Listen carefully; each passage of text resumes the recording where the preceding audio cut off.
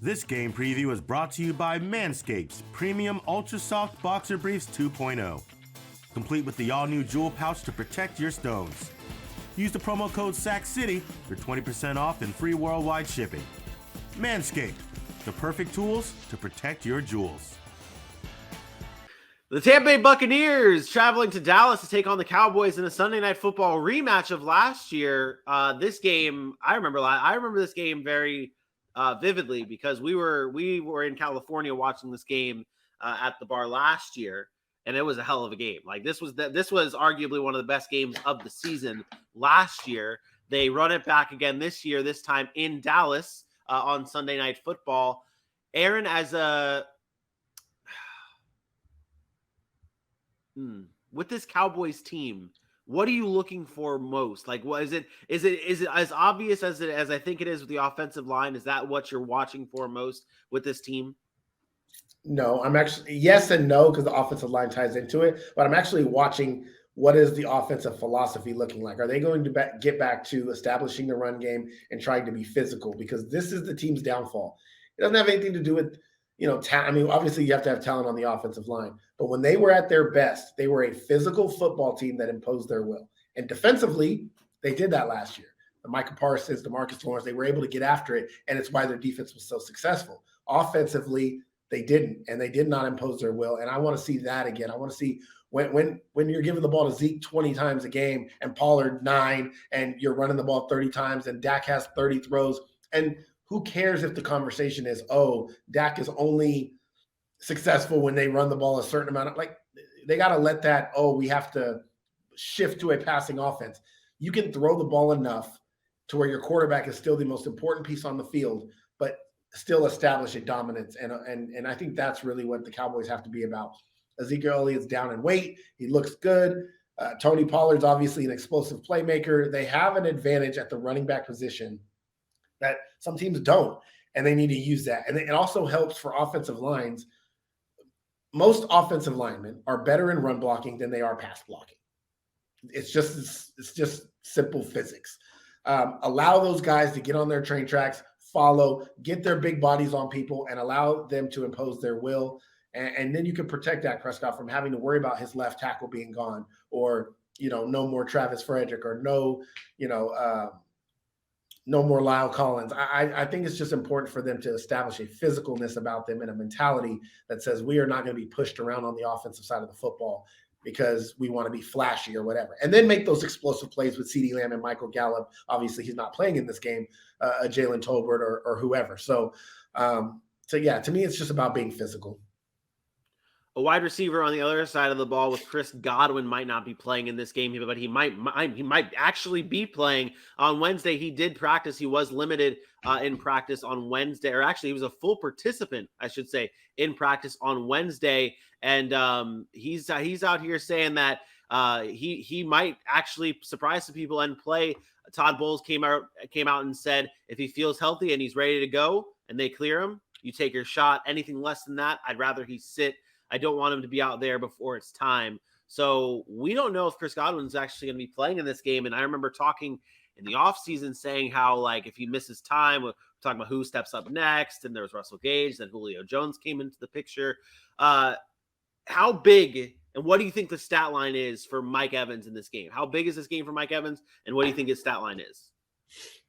Oh, you put me on the spot there. Is that in the doc? It isn't. I didn't get time to. That you caught me off guard there because I really didn't. I didn't think about that. Just to note, give you a little bit more time. The Bucs are 2.5-point favorites in this game with an over/under of 51, just under the high over/under of 53.5 of the Chiefs Cardinals game. I didn't mention that before because I didn't know. You're so great. I really do try. And honestly, I think so. Just to also let you know, Julio Jones did not practice on Wednesday, but that was not injury related. He's just Julio Jones and just doesn't practice and doesn't do anything. But Russell Gage also was limited in practice on Wednesday with a hamstring injury. So talking about the wide receivers, I will tell you this. I think Mike Evans goes 5 for 46. No tutties?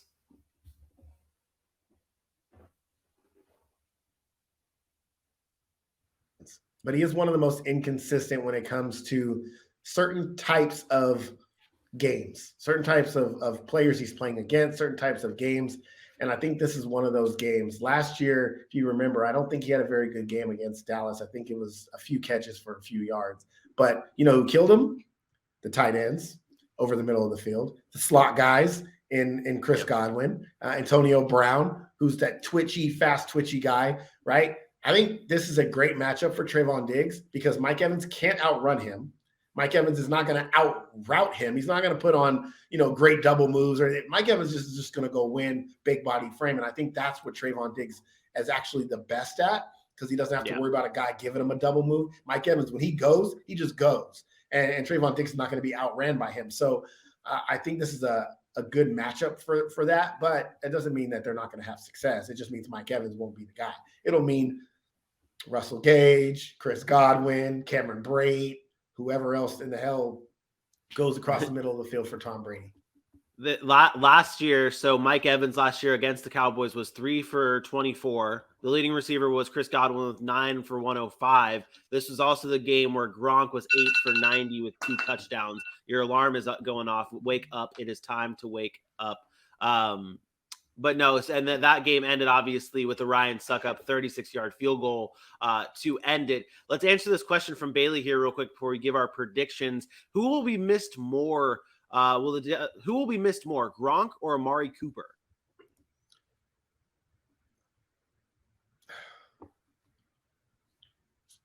On the spot here, bud. It's got to be Amari Cooper. Oh, I was going to say it's Gronk. No, listen. Tom Brady is going to be fine when you got Chris Godwin and Russell Gage and Mike Evans and Cameron Brate is not a slouch at a tight end. No. I was just referring more towards the emotional side of things. He's really going to miss Gronk. Yeah, you and your damn emotions. You and your damn emotions. I will take I don't want to say this is a revenge game. This is a rematch game. This time in Dallas. I'll give the Cowboys the edge here. And I will go Cowboys here 33-31 Cowboys. I don't take great pleasure in doing this. I actually do think the Dallas Cowboys have a really good chance to win this game. Everybody's kind of under appreciating or under the radar on them, but I'm going to take the Buccaneers in this one. Call it reverse psychology, call it whatever you want to call it. I hope I'm wrong here, but I'm going to take the Bucs in this one 34-31. I think it's another high scoring game. Give me the Bucs 34-31. Dylan has the Cowboys. And AJ has the Bucs 31-24. So it's I think it's an even split. So yeah, that's an even split on our panel here.